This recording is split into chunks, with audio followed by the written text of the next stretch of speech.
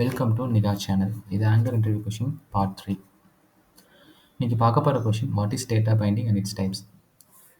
ஆங்கரில் ஒரு TypeScript ஃபைலுக்கும் ஒரு HTML ஃபைலுக்கும் இடையில டேட்டா ட்ரான்ஸ்ஃபர் பண்ண யூஸ் பண்ண டெக்னிக் பேர் தான் டேட்டா பைண்டிங். இது பொதுவாக 4 டைப்ஸ் ஆஃப் டெக்னிக்ஸ் இருக்குது.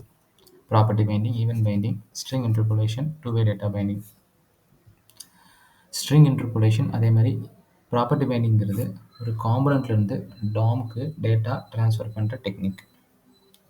அதே சமயம் ஈவென்ட் பைண்டிங்கிறது டாம்லேருந்து காம்பனண்ட்டுக்கு டேட்டா அண்ட் கண்ட்ரோல் ட்ரான்ஸ்ஃபர் பண்ணுற டெக்னிக். டூ-வே டேட்டா பைண்டிங் அப்படிங்கிறது பைடைரக்ஷனல் டேட்டா ஃப்ளோ கிரியேட் பண்ணுற technique. What is string interpolation? String இன்டர்போலேஷனுங்கிறது ஒன்-வே டேட்டா பைண்டிங் டெக்னிக். அது மூலயமா ஒரு TS ஃபைல்லேருந்து HTML ஃபைலுக்கு டேட்டா ட்ரான்ஸ்ஃபர் பண்ணலாம்.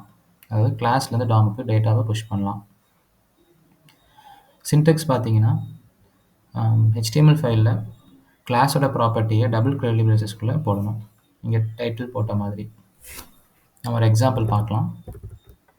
ஸோ இங்கே பேரண்ட் காம்பனண்ட்டில் டைட்டில் அப்படின்னு ஒரு ப்ராப்பர்ட்டி இருக்குது. அதுக்கு ஹாய் குட் மார்னிங் அப்படின்னு ஒரு ஸ்ட்ரிங் அசைன் ஆயிருக்கு. ஸோ இந்த பர்டிகுலர் ப்ராப்பர்ட்டியில் இருக்க வேல்யூவை நம்ம வந்து அப்ளிகேஷனில் வியூவில் காமிக்கணும்னா நம்ம HTML ஃபைலில் இதை ஸ்ட்ரிங் இன்டர்போலேஷன் பண்ணணும். அதாவது அந்த ப்ராப்பர்ட்டிக்கு டபுள் கர்லி பிரேசஸ் ஆட் பண்ணி நம்ம இங்கே டிஃபைன் பண்ணணும். இங்கே வந்து பேராகிராஃப்குள்ளே ஒரு ஸ்ட்ரிங் இன்டர்போலேஷன் பண்ணியிருக்கேன்.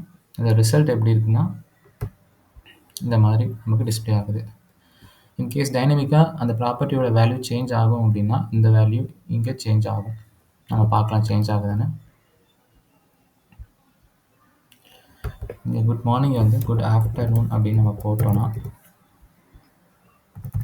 ஒரு சின்ன சேவ் கொடுத்துக்கலாம். ஸோ பேஜ் இங்கே ரெஃப்ரெஷ் ஆகுது, நமக்கு வேல்யூ சேஞ்ச் ஆயிடுச்சு. அதே மாதிரி இன்கேஸ் இது வந்து நான் மோர் தென் ஒன் டைம் யூஸ் பண்ணலாம்.